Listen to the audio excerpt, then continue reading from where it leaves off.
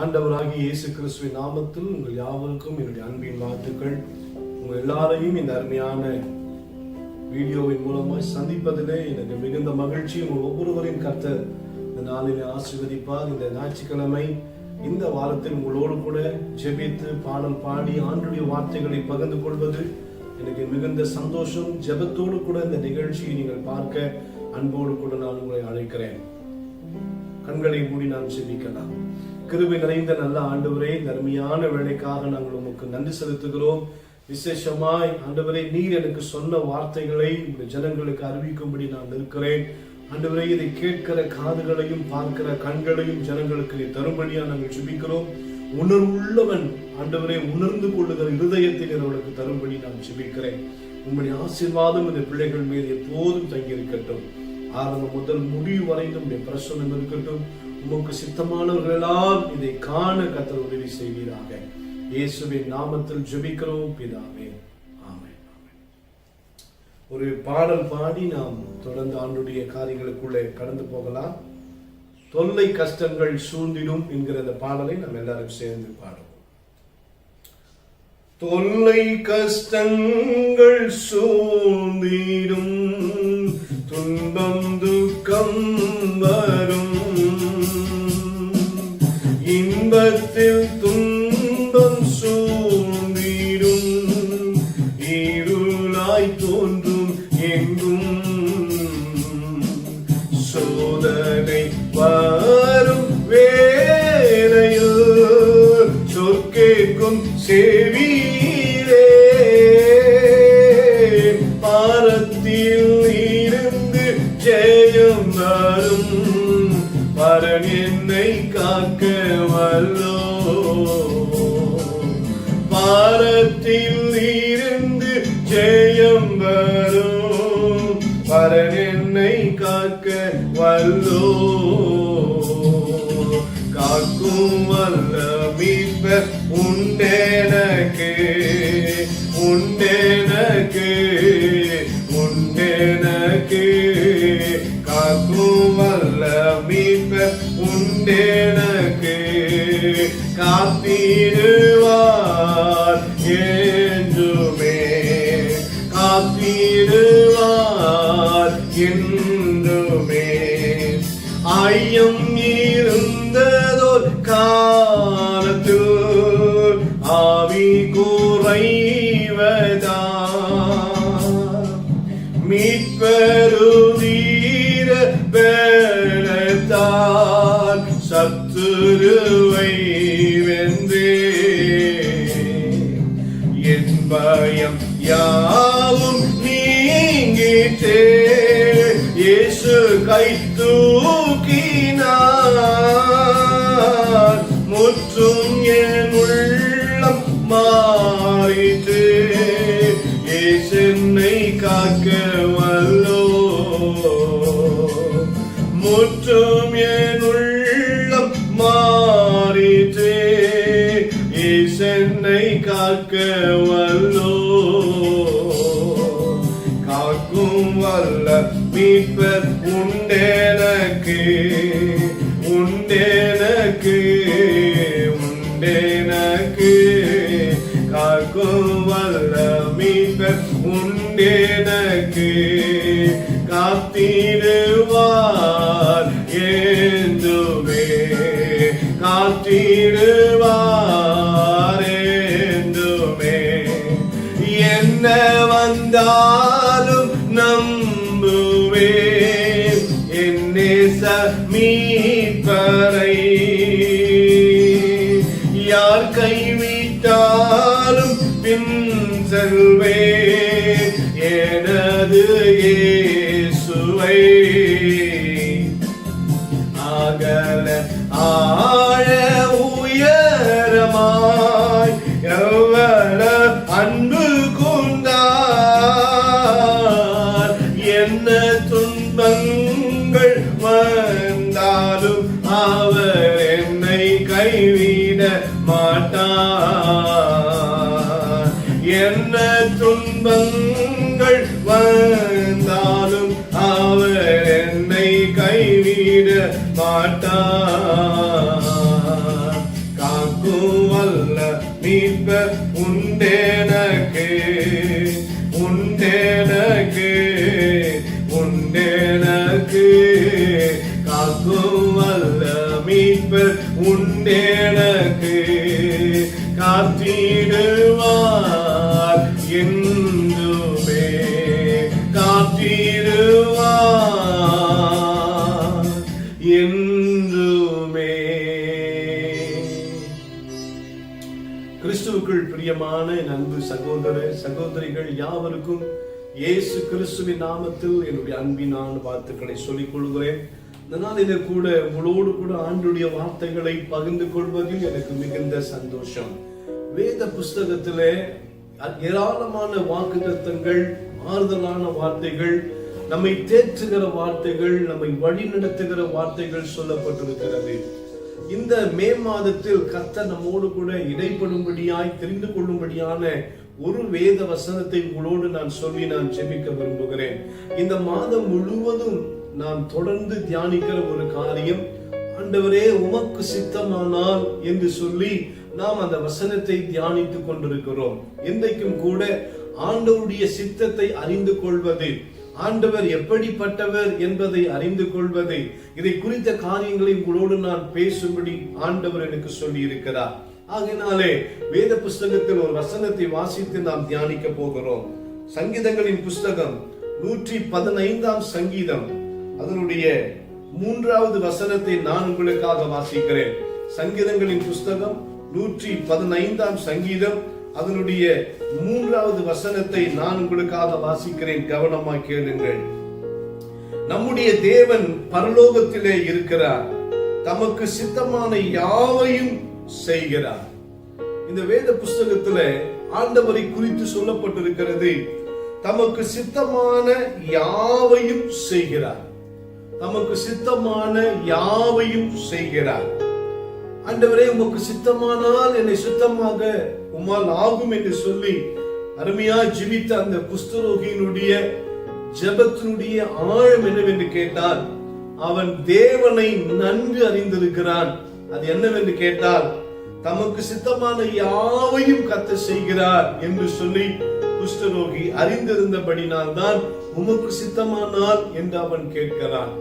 ஆண்டவர் யாவையும் அவருடைய சித்தத்தின்படி செய்கிறவர். எந்த விஷயமானாலும் சரி, எந்த காரியமானாலும் சரி, நம்முடைய வாழ்க்கையிலே அவருடைய சித்தத்தின்படிதான் காரியங்களை கர்த்தர் செய்கிறார். அவர் சித்தம் இல்லாமல் ஒன்றும் நடப்பதே இல்லை. அவர் சித்தம் இல்லாமல் ஒரு காரியம் வாய்க்கிறது கிடையாது.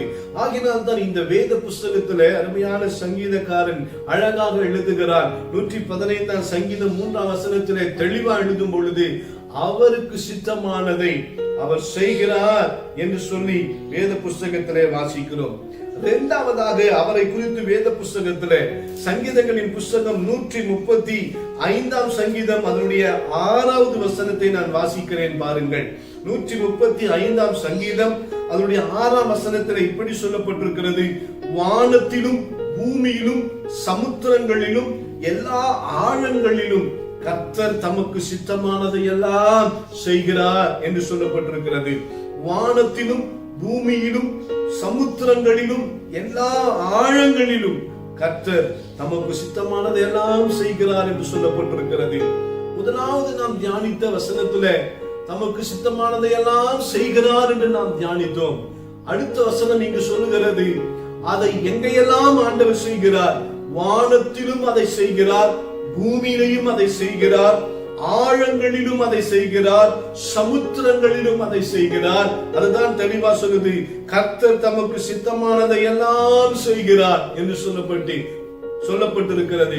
பூமியிலேயும் அந்த காரியங்களை செய்கிறார், வானத்திலேயும் அந்த காரியங்களை செய்கிறார், ஆழங்களிலேயும் சமுத்திரங்களிலும் எல்லா இடங்களிலேயும் அவர் தமக்கு சித்தமானதை மாத்திரம் செய்து கொண்டிருக்கிறார் என்பதை அறிந்து கொள்ளணும். ஆகையினால் தான் குஷ்டரோகி சொல்லி ஜெபிக்கிறான், ஆண்டவரே உமக்கு சித்தமானால் என்னை சுத்தமாக்குமால் ஆகும் என்று அவன் ஜெபிக்கிறான். அவன் இந்த வசனத்தை அறிந்திருக்க கூடும். ஆண்டவர் எல்லா இடங்களிலும் அவர் செய்கிறார். ஏதோ ஒரு குறிப்பிட்ட இடத்துல குறிப்பிட்ட காரியத்தை மாத்திரம் செய்கிறவர் அல்ல. வேத புஸ்தகம் சொல்லுகிறது, நமக்கு சித்தமான எல்லாவற்றையும் வானத்திலேயும் பூமியிலையும் சமுத்திரங்களிலேயும் ஆழங்களிலும் அவர் செய்கிறார் என்று சொல்லி ஆண்டுடைய வசனம் சொல்லுகிறது. மூன்றாவதாக இன்னொரு இடத்துல சொல்லும் பொழுது ஏசாயாவின் தீர்க்கதரிசன புத்தகம் 53ஆம் அதிகாரம் அதனுடைய 10வது வசனத்தை நான் வாசிக்கிறேன் பாருங்கள். ஏசாயா 53ஆம் அதிகாரம் அதனுடைய 10வது வசனத்தை நான் உங்களுக்காக வாசிக்கிறேன்.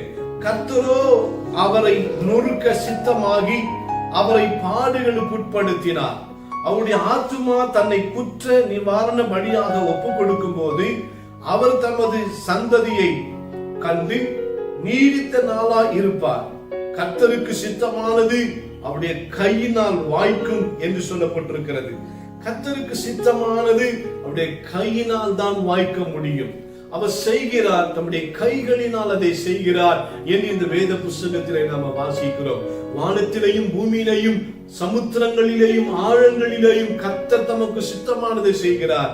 இங்கு வேத புஸ்தகம் சொல்லுகிறது, அது அழகாக சொல்லப்பட்டிருக்கிறது, கர்த்தருக்கு சித்தமானது அவர் கையினால் வாய்க்கும் என்று சொல்லப்பட்டிருக்கிறது. கிறிஸ்துவுக்குள் பிரியமானவர்களே, ஆண்டவருக்கு சித்தமில்லாமல் ஒரு காரியம் நம்முடைய வாழ்க்கையில நடக்கவே நடக்காது. சில நேரங்களில் நாம யோசிக்கிறோம், நம்முடைய வாழ்க்கையில பல நேரங்களில் யோசிக்கிற காரியம், எனக்கு ஏன் இப்படி நடந்தது, என் குடும்பத்துக்கு ஏன் இப்படி நடந்தது, என் வாழ்க்கையில் ஏன் இப்படி நடந்தது என்று சொல்லி நம்மை குறித்தே தான் நாம் பேசிக் கொண்டிருக்கிறோம். ஒன்றை அறிந்து கொள்ளணும், நம்ம வாழ்க்கையில எது நடந்தாலும் அது கர்த்தருடைய சித்தத்தின்படி தான் நடக்கிறது. நாம் எதை செய்தாலும் அதை கர்த்தருடைய சித்தத்தின்படி தான் நாம் செய்கிறோம் என்பதை நாம் உணர்ந்து கொள்ள வேண்டும். அதைதான் வேத புஸ்தகத்தில் அழகாக வாசிக்கும் பொழுது அருமையா இயேசு ஜனங்களுக்கு கற்றுக் கொடுத்த ஜெபத்தில் கூட அதை சொல்லுகிறார். மத்திய 6ஆம் அதிகாரம் 10ஆம் வசனத்திலே நீங்கள் வாசித்தால் கூட, பரமண்டலத்திலே செய்யப்படுகிறது போல இந்த பூமியிலையும் செய்யப்படுவதாக, உம்முடைய சித்தம் அங்கே செய்கிறது போல இங்கேயும் செய்ய வேண்டும் என்று சொல்லி இயேசு கிறிஸ்து கற்றுக் கொடுக்கிற ஜெபத்திலே பார்க்கிறோம்.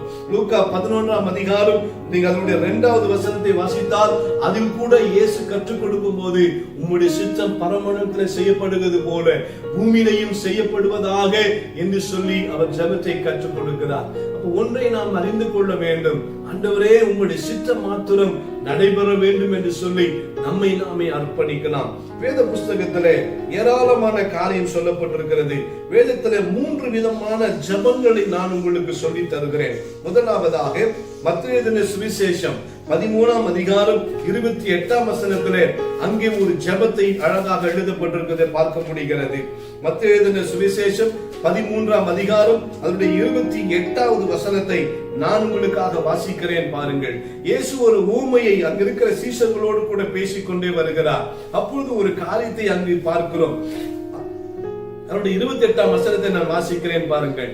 அதற்கு அவன், சத்துரு அதை செய்தான் என்றார். அப்போது வேலைக்காரர், நாங்கள் போய் அவைகளை பிடுங்கி போட உமக்கு சித்தமா என்று கேட்டார்கள். நாங்கள் போய் அந்த கலைகளை பிடுங்கி போட உமக்கு சித்தமா என்று கேட்டார்கள். நாம் எப்போது ஜெபித்தாலும், எந்த காரியத்தை செய்ய வேண்டும் என்று ஜெபித்தாலும் ஒன்றை அறிந்து கொள்ள வேண்டும், ஆண்டவரே இதை செய்ய உமக்கு சித்தமா என்று சொல்லி நம்முடைய ஜெபங்கள் ஆரம்பிக்கப்பட வேண்டும். அழகாக அங்கு சொல்லுகிறாரு பாருங்க. அங்கு அழகாக 26ஆம் வசனத்திலிருந்து வாசிக்கிறேன் பாருங்க, 25லிருந்து வாசிக்கிறேன்.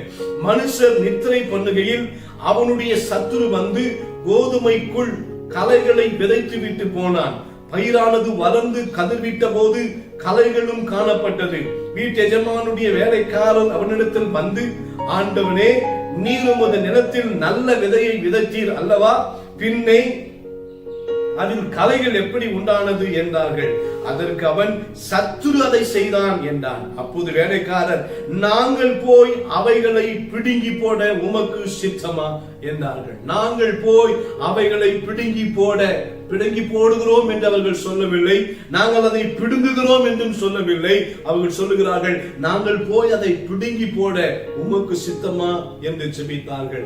இன்றைக்கு கூட நம்முடைய வாழ்க்கையில வருகிற பிரச்சனைகள், போராட்டங்கள், எதிர்ப்புகள், ஆண்டவரே இந்த காரியத்தை நாங்களே செய்து கொள்ளட்டுமா? அல்ல, ஆண்டவர்கிட்ட கேட்கணும், உமக்கு சித்தமானால் நாங்கள் இதை செய்யட்டும் என்று சொல்லி ஜெபிக்க அந்த உன்னத ஜெபத்தை கர்த்தர் நம்மிடம் எதிர்பார்க்கிறார்.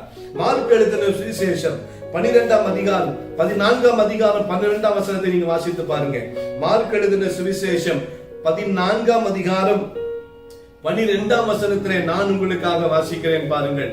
பஸ்காவை பலியிடும் நாளாகிய புளிப்பில்லாத அப்பம் சாப்பிடுகிற முதலாம் நாளிலே அவருடைய சீஷர்கள் அவரிடத்துல வந்து, நீர் பஸ்காவை புசிப்பதற்கு நாங்கள் எங்கே போய் ஆயத்தம் பண்ண சித்தமா இருக்கிறீர் என்று கேட்டார்கள்.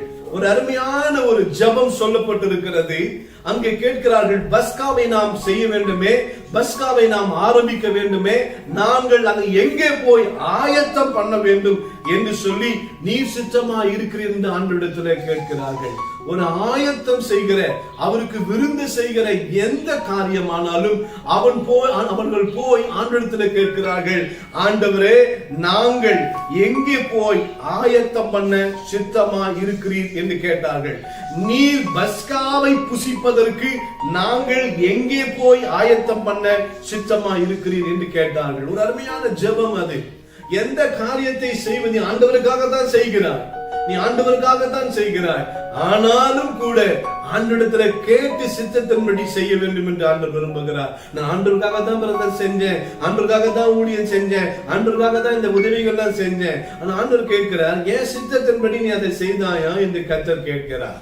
ஆமென்.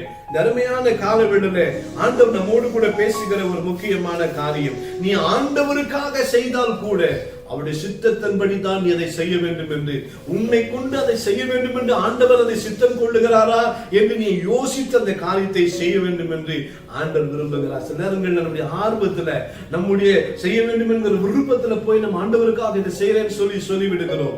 இல்லை, ஆண்டவருக்காக நீ செய்வதாக இருந்தாலும் கூட நீ ஆண்டவருடைய சித்தத்தின்படி தான் செய்ய வேண்டும். மூன்றாவதாக லூக்கா எழுதின சுவிசேஷம் 9ஆம் அதிகாரத்தை நீங்க வாசித்து பாருங்க.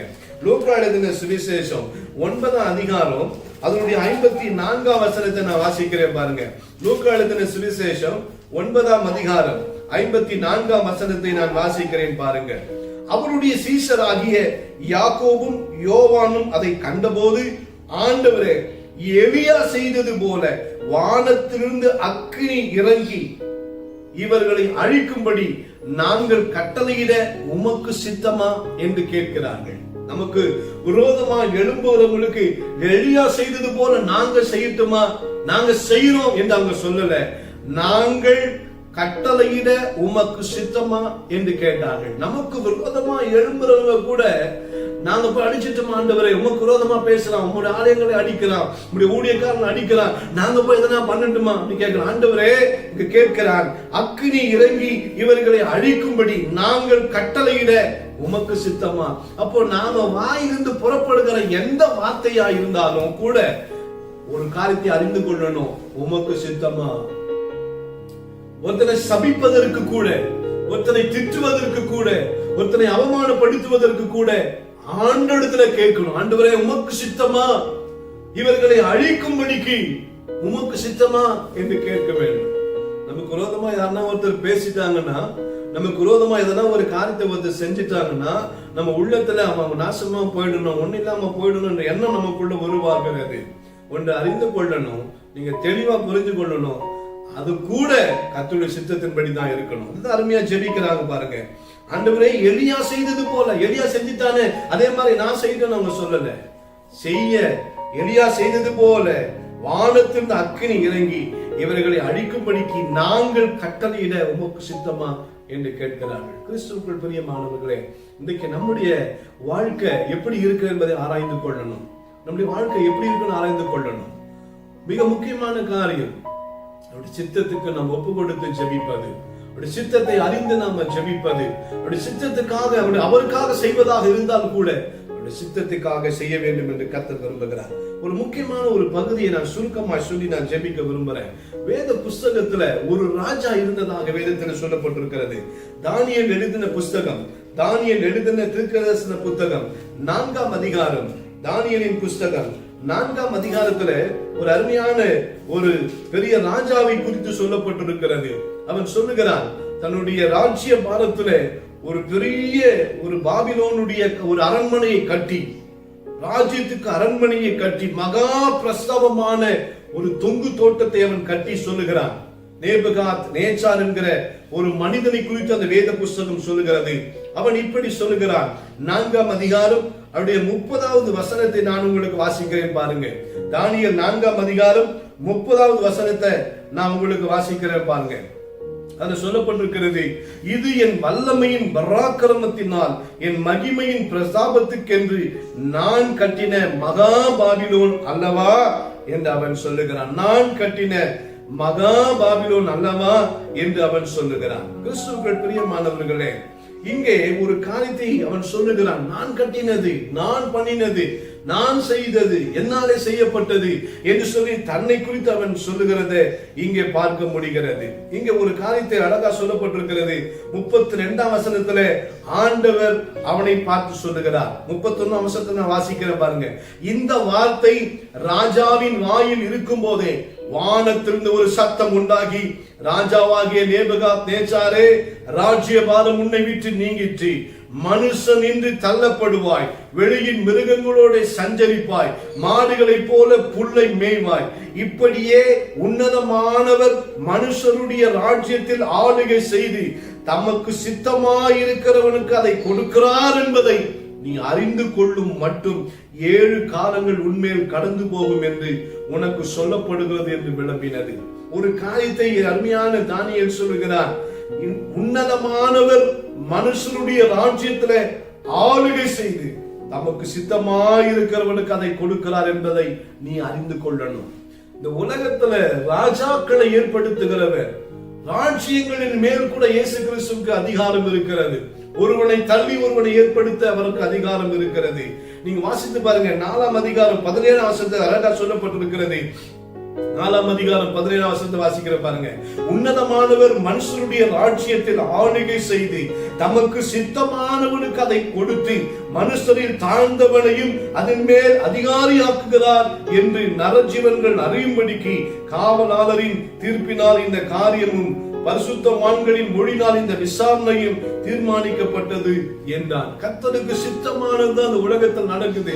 சில நேரங்கள்ல நம்ம ஒரு உயர்வுக்கு வந்ததுக்கு அப்புறம் இது என்னுடைய ஜபத்தினால வந்தது, என்னுடைய திறமையினால வந்தது, என்னுடைய ஞானத்தினால வந்தது, நான் படிச்சதுனால வந்தது, இது என்னாலதான் வந்ததுன்னு நீ சொல்லுவாயான்னு சொன்னால் மொத்தத்தையும் கர்த்தர் உன்கிட்ட பிடுங்கி உன்னை கர்த்தர் கீழே கொண்டு போக பண்ணுவார். நம்முடைய வாழ்க்கையில ஒன்று அறிந்து கொள்ளணும். எந்த உயர்வுக்கு நம்ம போனாலும், எந்த நிலைமையில உயர்த்தப்பட்டாலும் ஒன்றை நீங்களும் நானும் அறிந்து கொள்ளணும். கர்த்தர் அதை செய்தார் என்று சொல்லி, கர்த்தரே அதை செய்தார் என்று நீ அறிந்து கொள்ளணும். அதனுடைய 32ஆம் வசனத்தில் அழகாக சொல்லப்பட்டிருக்கிறது பாருங்க.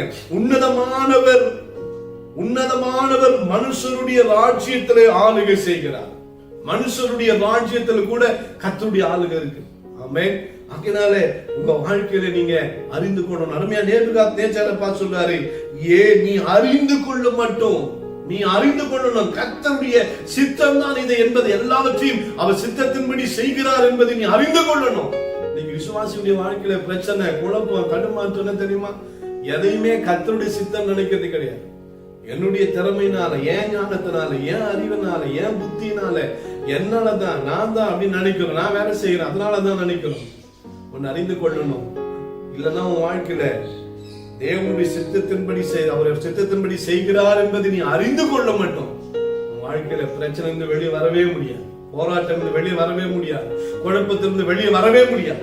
கர்த்தர் இன்னைக்கு உன்னை பார்த்து பேசுகிறார். நீ அறிந்து கொள்ளும் மட்டும் 7 காலங்கள் உண்மையில் கடந்து போகும் என்று உனக்கு சொல்லப்படுகிறது. எப்போதும் அவனுடைய வாழ்க்கையில இந்த சூழ்நிலை மாறிச்சு. அவன் சொன்னான் பாருங்க. அதே 4ஆம் அதிகாரம் 34ஆம் வசனத்தில் நான் வாசிக்கிறேன் பாருங்க. அந்த நாட்கள் சென்ற பின்பு நேபுகாத்நேச்சாராகிய நான் என் கண்களை வானத்துக்கு ஏறெடுத்தேன், என் புத்தி எனக்கு திரும்பி வந்தது. அப்போது நான் உன்னதமானவரை ஸ்தோத்தரித்து என்றென்றைக்கும் ஜீவித்திருக்கிறவரை புகழ்ந்து மகிமைப்படுத்தினேன். அவருடைய கர்த்தத்துவமே நித்திய கர்த்தத்துவம், அவருடைய ராஜ்யமே தலைமுறை தலைமுறையாக நிற்கும். பூமியின் குடிகள் எல்லாம் ஒன்றுமில்லை என்று எண்ணப்படுகிறார்கள். அவர் தமது சித்தத்தின்படியே வானத்தின் சேனையையும் பூமியின் குடிகளையும் நடத்துகிறார். அவருடைய கையை தடுத்து அவரை நோக்கி என்ன செய்கிறீர் என்று சொல்லத்தக்கவன் ஒருவனும் இல்லை என்றான். அவ்வேளையில் என் புத்தி எனக்கு திரும்பி வந்தது.